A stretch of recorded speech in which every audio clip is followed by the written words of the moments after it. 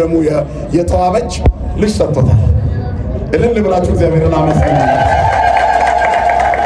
ስለዚህ ሙሽሪትን እግዚአብሔር ይባርክልን። ይስሐቅን የመሰለ ልጅ ይስጣቸው።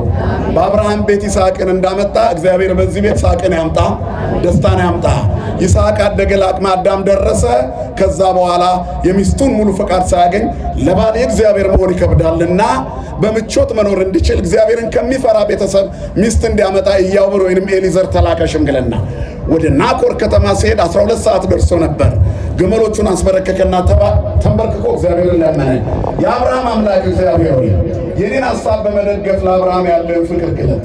ከሚመጡት ሴቶች መካከል እንስራ ይዘው ከሚቀዱት አጠጭኝ ስላት ለግመሎችህም ለአንተም የምትለኝ የይስሐቅ ትሁን አንተ የመረጥካት ትሁን ብሎ የምርጫውን ቅድመ ሁኔታ አኖረ። ትዳር ምርጫ ሳይሆን ስጦታ ነው። ብዙ ጊዜ ፍቅርን ስትጀምሩ እናንተ ከመረጣችሁት ውበት ጋር ትጀምራላችሁ፣ አያልቅም። ወደ ጋብቻ ሳትደርሱ ይቋረጣል። ጋብቻ ስጦታ ስለሆነ እዚህ መድረክ ላይ ለመድረስ ስጦታው የማን ነው ማለት ነው? እግዚአብሔር። ትዳር ለሌላችሁ እንደዚህ አይነት ውበት ያለው ትዳር ይስጣችሁ፣ የአባቶቻቸውን መንገድ የሚከተሉ ያድርጋቸው። በመጨረሻ ጸሎቱን ሲጨርስ ርብቃ እንስራ ተሸክማ መጣች። ስትቀዳ ውሃ ጠጭኛል ቀድታ ሰጠችውና ለግመሎችስ ብላ ቀዳችለት ይላል። ከዛም በኋላ አምባሮችና ወርቆች ይዞ ነበር። ተንበርክኮ ወደ ምስራቅ ዞሮ እግዚአብሔርን ካመሰገነ በኋላ ሰጣት። ይዛ ሄደች። ሮጣ ተናገረች። አንድ ሰው መጣ ሲጸልይ ያየሁት ሲያመሰግን ሄድ ሰጠኝ አለች። ከዚያ ተከትሎ ይመጣ ነበረ። በራፉ ደጃፍ ላይ ሲደርስ ወንድሟ ላባ ወደ ውጭ ወጣና አንተ የእግዚአብሔር ብሩክ ስለምን በውጭ ቆመሃል? ወደ ውስጥ ግባ አለው። መልካም ሰው መልካም የምስራች ይዞ ሲመጣ ግባ ይባላል። ሰናይ ገሪሆሙ ለእለ ይዜኑ ዜና ሰናየ፣ መልካሙን የምስራች የሚያወሩ እግሮች በሰገነት ላይ ያማሩ ናቸው ይላል። እግዚአብሔር እግር ልቡናችንን ያሳምረልን። ከዚህ በኋላ የመጣበትን ነጥብ ተናገረ። እንደ ሽማግሌ ተልኮ ነበርና ርብቃን መርቀው ሸኟት። እህታችን ሆይ እልፍ አእላፋት ሁኚ፣ ዘርሽም የጠላቶችሽን ደጅ ይውረሳል። አሁን ሁላችንም እጃችንን አንስተን እንመርቃታለን። ምንም ቅናት ምናምን አያስፈልግም።